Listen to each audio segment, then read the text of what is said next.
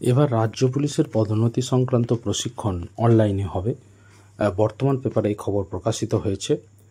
সুজিত ভৌমিক এই খবরটি লিখছেন। একটু সংক্ষেপে আপনাদের জানিয়ে দিচ্ছি।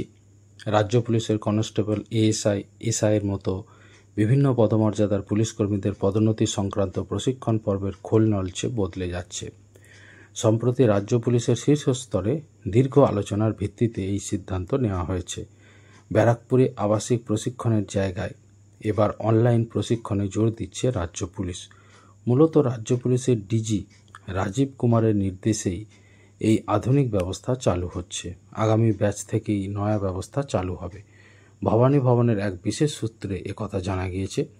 বর্তমানে রাজ্য পুলিশে কনস্টেবল থেকে এএসআই পদে প্রশিক্ষণের সময়ে একজন পুলিশ কর্মীকে একটানা 56 দিন, প্রায় 2 মাস ব্যারাকপুরে পুলিশ ট্রেনিং স্কুলে থেকে প্রশিক্ষণ নিতে হতো।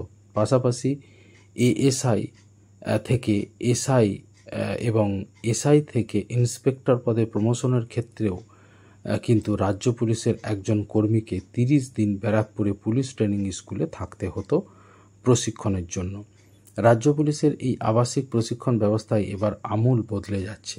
এখন থেকে কনস্টেবল, এএসআই, এসআই সমস্ত র্যাঙ্কের ক্ষেত্রেই, এসআই মানে সাব ইন্সপেক্টর, আপনারা বুঝতেই পারছেন, এএসআই অর্থাৎ অ্যাসিস্ট্যান্ট সাব ইন্সপেক্টর, সমস্ত র্যাঙ্কের ক্ষেত্রেই প্রথমে 3 সপ্তাহ অনলাইনে ট্রেনিং দেওয়া হবে।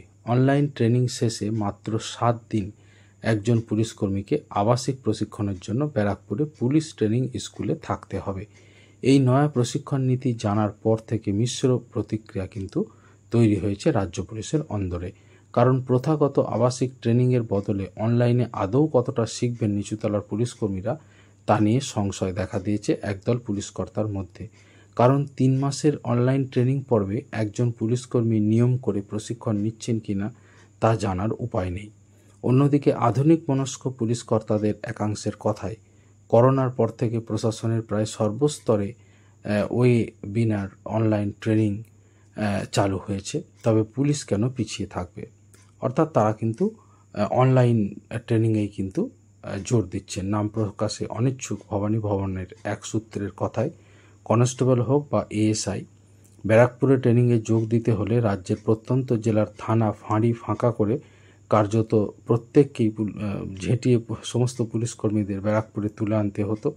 এর ফলে থানা ফাঁড়ির রোজগার কাজের পাশাপাশি আইন শৃঙ্খলা রক্ষার কাজও ব্যাহত হতো।